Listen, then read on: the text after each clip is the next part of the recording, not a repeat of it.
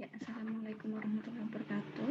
Hari ini kita akan belajar tentang food frekuensi dan dietary history sebagai materi dari penilaian status gizi bagian konsumsi makan atau dietary assessment. Ini kita masih membahas yang individu. Jadi kemarin sudah ada recall. Hari ini kita akan membahas FFQ. Kemudian untuk bentar.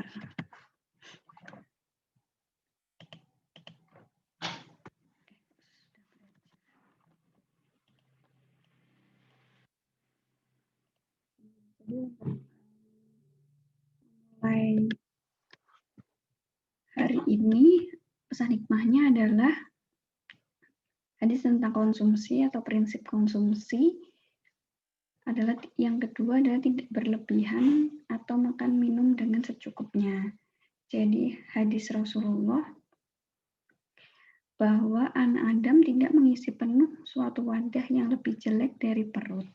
Cukuplah bagi mereka untuk beberapa suap makan yang dapat menegakkan punggungnya.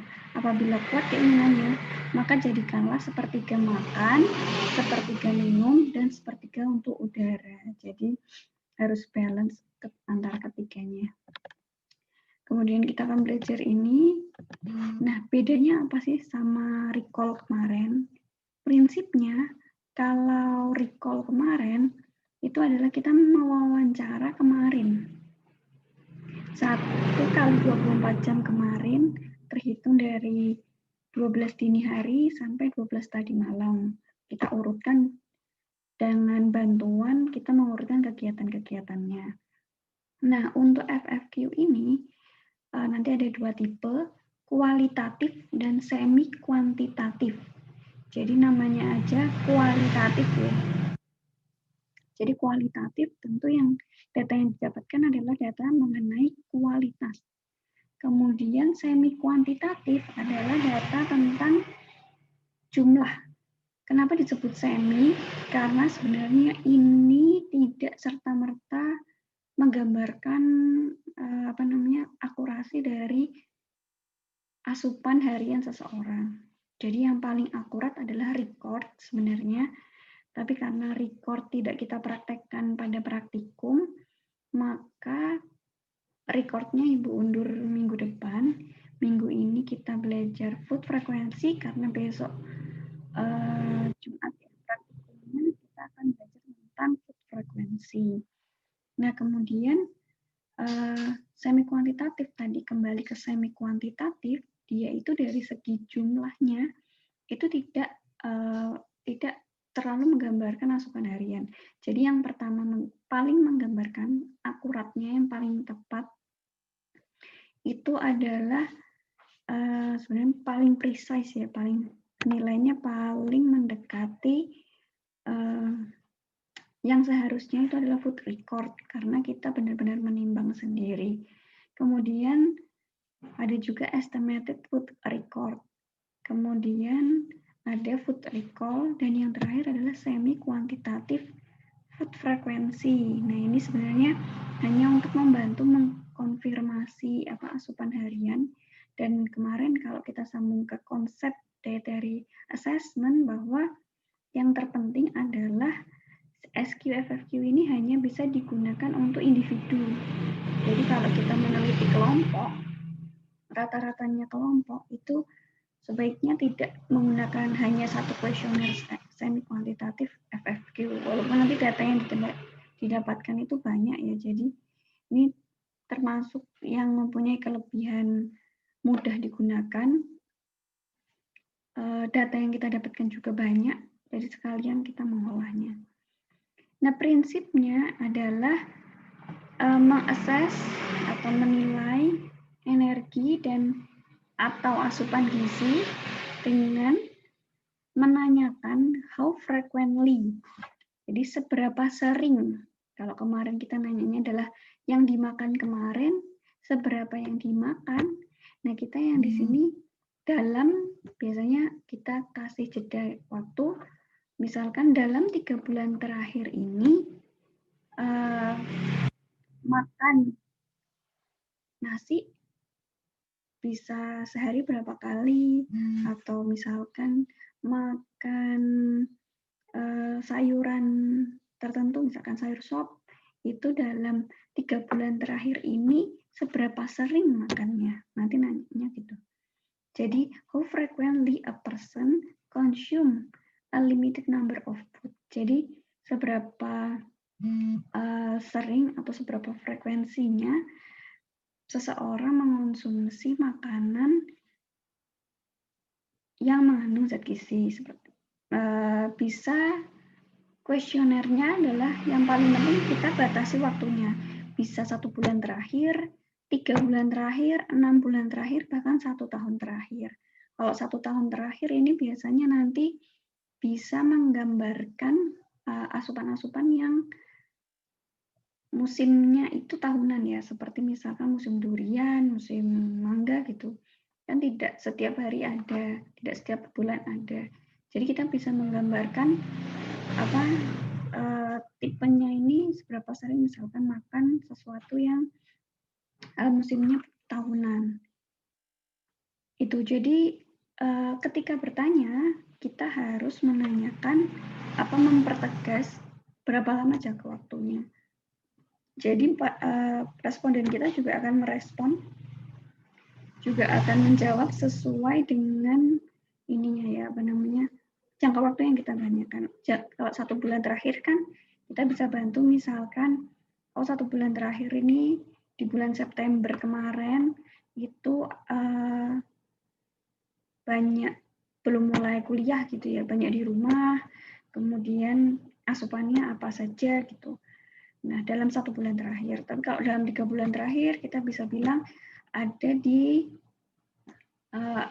Juli, Agustus, September itu ada aktivitas apa saja yang untuk mengingat bahwa di bulan itu lagi senang makan apa sih. 3 bulan terakhir ini PMS-nya lagi tingkat stresnya lagi tinggi-tingginya gitu. Jadi makannya lagi banyak-banyaknya. Nah, di situ kita harus mempertegas spesifik time period-nya. Kemudian data ini adalah data habitual, data kebiasaan. Jadi tidak seperti recall kemarin. Kalau recall itu kurang tepat kalau kita menanyakan biasanya. Misalkan kemarin sarapan biasanya apa? Padahal kalau misalkan biasanya dia sukanya itu misalkan sarapan nasi goreng, kalau kemarin dia makan roti bakar misalkan, itu kan sesuatu yang berbeda. Jadi FFQ ini lebih menggambarkan habitual atau kebiasaan. Kemudian misalkan combination of food, kayak misalkan sop tadi ya, jadi kita bisa gunakan ini. Jadi specific combination of food can be used as predictor for intakes of certain food. Jadi, misalkan suka sop, suka sayur asam, suka sayur-sayuran, berarti pola makan untuk, jadi kan ini kan menggambarkan habitual ya, kualitas. Jadi, pola makan sayurnya ini sudah bagus, disebut bagus misalkan dia dalam 1 hari konsumsi sayur 4 porsi gitu ya. Jadi ada porsinya berapa nanti. Kemudian ini tadi ya misalkan banyak konsumsi vitamin C karena setiap pagi minum jus gitu. Jadi kita bisa menggambarkan. Kemudian biasanya juga didesain untuk memperoleh informasi tentang spesifik aspek of diet. Jadi nanti kita akan lihat formulirnya. FFQ ini sangat-sangat panjang, sangat-sangat kita bisa kembangkan bahan makanannya juga. Tapi yang perlu diingat adalah ketika orang menjawab terlalu banyak, dan ini biasanya membutuhkan waktu lebih dari 20 menit, tidak seperti recall, itu orang akan cenderung bosan menjawabnya. Jadi kita bisa menggunakan si FFQ ini lebih ke kebutuhan kita mau penelitiannya khusus. Misalkan kita mau penelitian tentang vitamin C. Nanti kan bahan makanan yang muncul yang tinggi vitamin C. misalkan nasi gitu ya, nasi tidak mengandung vitamin C, tidak akan kita keluarkan di kuesionernya. Sebaiknya begitu. Kemudian, jikalau memang ingin mengumpulkan pola makan yang besar, maksudnya ada karbohidrat ada, protein ada, kemudian sayuran juga ada, semuanya ada, snack pun ada, usahakan adalah tidak lebih dari 100 bahan makanan yang ditanyakan. Dan tanyanya spesifik saja sih, langsung. Jadi 20 menit sampai 30 menit sudah mendapatkan datanya. Nah, ini penggunaannya tadi ya. Jadi usahakan tidak lebih dari 100 bahan makanan. Jadi tidak lebih, misalkan kalian yang di Sulawesi misalkan, di sana suka mengkonsumsi ikan, misalkan tinggal di daerah pesisir gitu ya, suka mengkonsumsi ikan. Kemudian penelitiannya 1 bulan terakhir, padahal kan misalkan di sana kita tahu bahwa misalkan ya sangat-sangat jarang mengkonsumsi kambing misalkan. Nah, penelitian kita ingin mengetahui kandungan natrium atau apa misalkan protein gitu ya, protein pada daerah asupan di daerah pesisir. Nah, kita bisa daripada kita mengeluarkan daging-dagingan yang banyak, misalkan kita sudah survei bahwa di situ sangat-sangat jarang mengkonsumsi daging, misalkan 1 bulan terakhir juga bukan Idul Adha gitu ya, tidak hari besar untuk menyembelih kambing, jadi kita bisa menanyakan instead daripada kita membuat daftar makan daging-dagingan yang sangat-sangat banyak itu, kita bisa keluarkan seafood. Jadi ikan, misalkan ikan laut dalam ada, ikan laut ikan air tawar ada, kemudian kerang, udang gitu ya, daripada mengeluarkan misalkan yang jarang di situ, misalkan telur puyuh, telur bebek misalkan itu sangat jarang, atau daging-daging bebek, daging burung dara misalkan yang sangat jarang dikonsumsi di daerah situ, kita bisa hilangkan. Jadi memang FFQ ini sangat sensitif dengan daerahnya. Jadi tidak serta-merta kita bisa menggunakan FFQ orang Jogja atau penelitian di Jogja untuk penelitian di luar Jawa misalkan, atau tidak jauh-jauh ke luar Jawa, ke Jawa Timur misalkan. Di sini cenderung snacknya adalah manis, di sana cenderung snacknya adalah asin. Jadi sesuatu yang sangat sensitif ini si FFQ ini. Kemudian dibuat sesimpel mungkin. Jadi biasanya kita akan langsung aja polanya seberapa. Nanti ada kuesionernya. Dan jangan gunakan open end question. Jadi jangan gunakan pertanyaan terbuka. Misalkan kemarin sarapannya apa?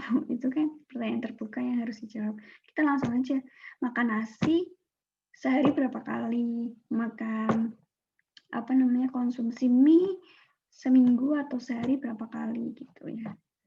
Kemudian biasanya self administered. Jadi artinya adalah biasanya diisi sendiri oleh responden. Jadi yang biasanya sih yang bisa diisi responden sendiri adalah yang kualitatif. Tapi kalau dengan kuantitas atau jumlahnya biasanya akan kebingungan. Makanya yang isi yang lebih mudah atau yang kualitatif itu kita bisa kasih aja sebar kuesionernya ke masyarakat, nanti mereka ngisi sendiri. Tapi kalau harus dengan jumlah, itu sebaiknya adalah ditampingi dengan well-trained enumerator. Jadi enumerator yang sudah dilatih. Kemudian asumsi, jadi memang kira-kiranya sangat-sangat tinggi ya, karena sangat banyak, biasanya ini tidak bisa menggunakan buku foto makanan juga, tapi kita lebih, kalau misalkan semi kuantitatif, kita bisa isi dengan standar porsi. Jadi orang tuh biasa mengkonsumsi berapa, misalkan nasi, orang cenderung mengkonsumsi 1,5 centong, baik laki-laki atau perempuan ya, kita bisa sama ratakan. Nanti misalkan lebih sedikit, dia bisa centang yang sedang, yang kecil. Kemudian kalau misalkan lebih dari 150, dia bisa centang yang besar. Jadi itu lebih ke kualitas tadi. Kemudian apa namanya ini ya, kalau harus harus mengestimasi tadi harus dengan well trained itu. Kemudian tadi sangat sensitif dengan kebudayaan, culture specific gitu. Kemudian ini prosedurnya. Jadi kalau mau dilihat kuesionernya seperti ini. Jadi ada bahan makanannya, kemudian ada apa namanya jumlah yang dikonsumsi, jadi cuma jumlahnya aja. Jadi 1 bulan terakhir misalkan konsumsi susu berapa kali? Oh tidak ada. Ini pun bisa dibikin 1, 2, 3 apa namanya bisa diisi ini ya. Misalkan dalam 1 bulan terakhir, maaf 1 bulan, ini 1 minggu, ini 1 hari, itu diisi susunya misalkan setiap minggu konsumsi 1 gitu, bisa ditulis di sini 1. Tapi kalau di sini ada gabungan jumlah polanya ya. Gabungan jumlah polanya ini juga tergantung tujuan penelitiannya. Misalkan yang disebut konsumsi susu yang sedang itu adalah yang tiap minggu konsumsi berapa kali, 2 sampai 4 misalkan. Nah, di sini ada pengelompokannya. Kemudian tinggal centang atau silang-silang seperti ini. Itu food frekuensi yang kualitas. Ya, jadi responden untuk mengidentifikasi makanan yang biasanya dikonsumsi. Kemudian bisa dikategorikan daily, harian, mingguan, monthly, yearly, atau tidak pernah biasanya. Kemudian, jadi in simple, pemilihan porsi tidak diberikan. Jadi tidak ada standar porsi, langsung aja cuma polanya. Makanya di sini tidak bisa menggambarkan asupan harian. Hanya, pengkonsumsi, tapi kita bisa memberikan estimasi porsinya ya, karena misalkan maaf, ini sangat-sangat tidak menggambarkan berapa asupannya ya, hanya kalinya. Entah dia cuma mengkonsumsi 1 seruput misalkan, susunya hanya 1,5 gelas, sama aja dengan 1 gelas gitu ya. Nah ini hanya kalinya berapa. Misalkan mengkonsumsi susu setiap mau tidur, walaupun cuma 1/4 gelas misalkan, tapi dia ada konsumsi susu setiap tidur. Artinya dia menggambarkan bahwa setiap hari dia mengkonsumsi susu 1 kali kan gitu. Itu sangat-sangat tidak bisa menggambarkan porsi. Makanya namanya kualitatif food frequency. Kemudian yang kedua adalah semi kuantitatif food frequency questionnaire. Jadi kalau di sini adalah maaf. Jadi untuk SQFFQ ini kita menggambarkan portion size-nya. Jadi ada 2 jenis. Si portion size ini bisa kita misalkan food itemnya nasi, kemudian medium servingnya adalah tadi 150 gram. Nah itu misalkan mengkonsumsi daily, ditulis 3 kali D daily, kemudian porsinya lebih besar atau lebih sedikit. Kalau lebih sedikit kita bisa tulis small gitu. Nah nanti yang ini yang mengisi kita sebagai enumeratornya. Kemudian ada juga yang di sini menuliskan standar porsi, kemudian porsinya tidak ditulis SML. Jadi misalkan standar porsinya 150 itu adalah 1,5 centong, tapi dia mengkonsumsi cuma setengah centong, maka dia bisa menulis 50 gram. Jadi kita sediakan porsi yang biasanya dikonsumsi masyarakat, nanti tinggal responden akan mengira-ngira ya, biasanya dikonsumsi berapa. Jadi bukan yang terakhir dikonsumsi berapa, tapi biasanya dikonsumsi berapa. Makanya biasanya kan beda sama dengan yang aktual dimakan. Jadi memang ini sangat-sangat tidak presisi. cukup jauh dari presisi.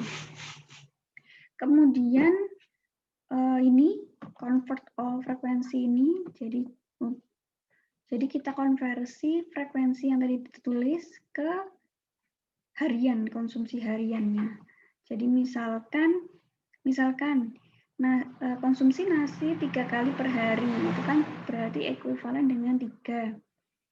Jadi misalkan mengkonsumsi nasinya 100 gram 3 kali sehari, berarti daily-nya adalah 300 gram. Kemudian misalkan tahu dikonsumsi 4 kali per minggu, jadi di sini dia misalkan konsumsinya setiap makan adalah 50 gram, jadi 4 kali per minggu. Jadi 4 per 7, kan 1 minggu ada 7 hari, 4 per 7 dikali 50 gram. Nanti silakan ada di forum diskusi, ada pertanyaannya, dijawab, nanti ada salah satu yang Ibu komen. Jika hampir semua benar, pokoknya yang benar nanti Ibu kasih. Ibu akan rekomendasikan untuk ditambah nilainya ke Bu Dita.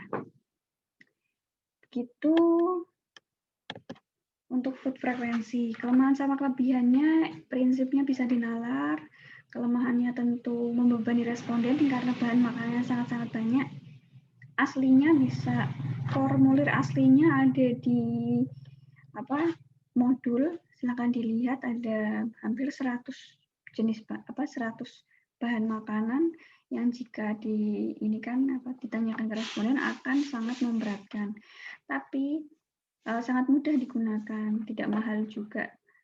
Jadi orang bisa ini. Dan sekarang juga dikembangkan yang web basis, jadi berbasis web. Jadi orang tinggal mengisi, terus kemudian ahli gizi akan mengolah